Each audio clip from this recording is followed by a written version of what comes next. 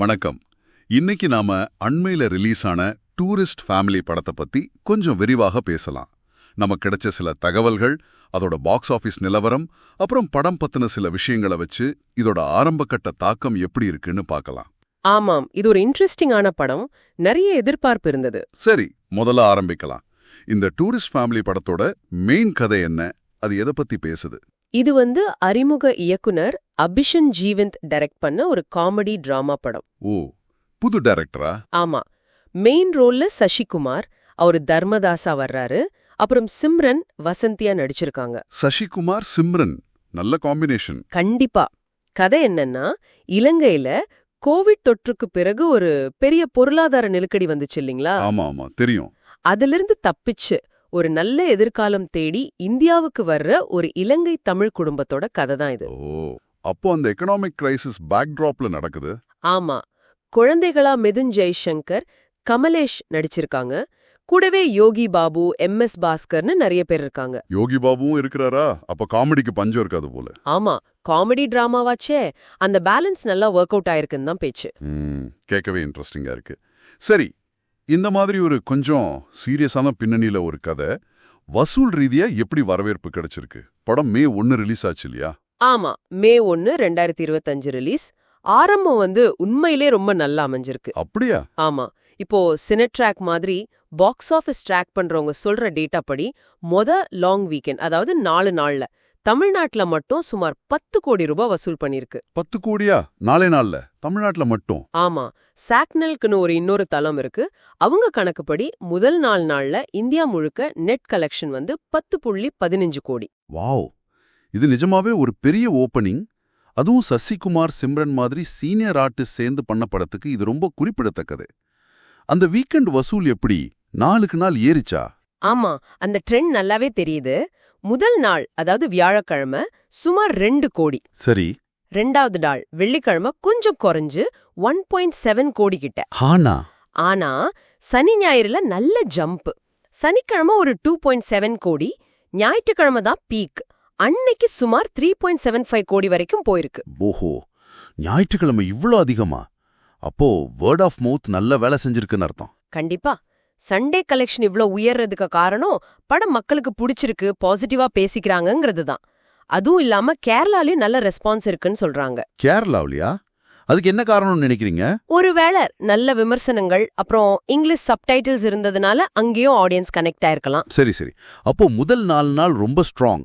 அதுக்கப்புறம் திங்கக்கிழமை எப்படி இருந்தது? ஏன்னா அதுதானே உண்மையான டெஸ்ட். ஆமா, வார நாட்கள்ல பொதுவா கலெக்ஷன் குறையும். அது இங்கேயும் நடந்திருக்கு. 5வது நாள், அதாவது திங்கக்கிழமை, சாக்னல் டேட்டா படி வசூல் தோராயமா 0.86 கோடி தான். ஓ, 1 கோடிக்கு கீழே வந்துருச்சா? ஆமா, இது எதிர்பார்க்கறது தான். வீக் டே டிராப் சாஜமே. ஆனா இந்த லெவல்ல மெயின்டைன் பண்ணா கூட பரவாயில்ல. இப்போதைக்கு மொத்த இந்திய நெட் கலெக்ஷன் சுமார் 11.01 கோடி கிட்ட இருக்கு. 11 கோடி 5 நாள்ல நல்ல ஆரம்பம் தான். ஆனா இந்த வீக் டேஸ்ல எப்படி தாக்கு பிடிக்குதுன்னு பார்க்கணும். வெறும் நம்பர்ஸ் மட்டும் இல்லாம படம் எப்படி ஆடியன்ஸோட கனெக்ட் ஆகுது, விமர்சகர்கள் என்ன சொல்றாங்க, அதுதான் இங்க சுவாரஸ்யமான விஷயம். பெரும்பாலும் விமர்சனங்கள் பாசிட்டிவா தான் இருக்கு. முக்கியமா அதோட அந்த ஜானர் மிக்ஸ் இருக்குல்ல, காமெடி பிளஸ் அந்த சோஷியல் பேக்ட்ராப். ஆமா, அந்த இடப்பெயர்வு, பொருளாதார கஷ்டம். ஆமா, அந்த மாதிரி ஒரு சென்சிட்டிவான விஷயத்த ரொம்ப ஹெவியா இல்லாம ஒரு ஃபேமிலி ஸ்டோரியா, அதுவும் காமெடி கலந்த சொன்ன விதம் நிறைய பேருக்கு பிடிச்சிருக்கு. ஓ, அப்ப அந்த ட்ரீட்மெண்ட் தான் பிளஸ் பாயிண்டா? கண்டிப்பா. அதுவும் சசிகுமார், சிம்ரன் 2 பேரோட நடிப்பும் ரொம்ப பேசப்படுது. அவங்களோட அனுபவம் படத்துக்கு பெரிய பலம் சேர்த்திருக்கு. அந்த எமோஷனல் கனெக்டும் காமெடியும் சரியா பிளெண்ட் ஆயிருக்குன்னு சொல்றாங்க. புரியுது. அதனாலதான் அந்த வேர்ட் ஆஃப் மவுத் பாசிட்டிவா இருக்கு.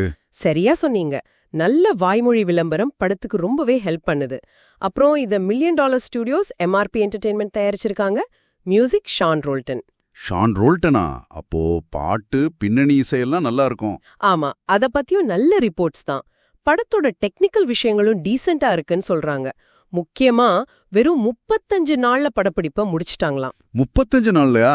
ரொம்ப ஃபாஸ்ட். ஆமா, அதுவும் ஒரு ஆச்சரியமான விஷயம்தான். அப்போ இது எல்லாத்தையும் சேர்த்து பார்க்கும்போது ஒரு சீரியஸான சமகால பிரச்சனை, அதாவது பொருளாதார நெருக்கடி, இடப்பெயர்வு, இதையெல்லாம் ஒரு குடும்ப படமா காமெடி கலந்து சசிகுமார், சிம்ரன் மாதிரி பெரிய ஸ்டார்ஸை வச்சு ஆமா கொடுக்கும்போது அதுக்கு நல்ல வரவேற்பு கிடைச்சிருக்கு. முதல் வார இறுதியில 10 கோடிங்கிறத அதை காட்டுது. சரியா சொன்னீங்க. அந்த நடிகர்களோட பங்களிப்பு, அப்புறம் மக்களுக்கு தொடர்புள்ள அந்த கருப்பொருள், அதை சொன்ன விதம், இது எல்லாமே இந்த ஆரம்பகட்ட வெற்றிக்கு காரணமா தெரியுது. திங்கட்கிழமை வசூல் கொஞ்சம் இறங்குனது ஒரு சின்ன கேள்விக்குறியை எழுப்பினாலும் படம் ஆடியன்ஸோட நல்லா கனெக்ட் ஆயிருக்குங்கிறது தெளிவா தெரியுது. ஆமா, இனி வரும் நாட்கள்ல எப்படி பர்ஃபார்ம் பண்ணுதுன்னு பொறுத்திருந்து பார்க்கணும். கண்டிப்பா. நிறைவா நம்ம நேர்களுக்காக ஒரு கேள்வி, அதாவது உங்களுக்காக. இந்த மாதிரி குடியேற்றம், பொருளாதார நெருக்கடி மாதிரி கொஞ்சம் காம்ப்ளெக்ஸான சமூக பிரச்சனைகளை இத மாதிரி ஒரு ஃபேமிலி காமெடி டிராமா ஃபார்மேட்ல சொல்றத பத்தி நீங்க என்ன நினைக்கிறீங்க? நல்ல கேள்வி. மாஸ் சினிமா இந்த மாதிரி விஷயங்களை ஆழமாவும் அதே சமயம் போர் அடிக்காம சுவாரஸ்யமாவும் பொது உரையாடலுக்கு கொண்டு வர முடியுமா? இது நீங்க யோசிக்க வேண்டிய ஒரு விஷயம். ஆமா, இது ஒரு முக்கியமான விவாதம். இந்த அலசல் உங்களுக்கு பிடிச்சிருக்கும் நம்புறோம். லைக் பண்ணுங்க, கமெண்ட் பண்ணுங்க, ஷேர் பண்ணுங்க. மறக்காம இந்த சேனலுக்கு சப்ஸ்கிரைப் பண்ணுங்க. அடுத்த பகுதியில சந்திக்கலாம். நன்றி.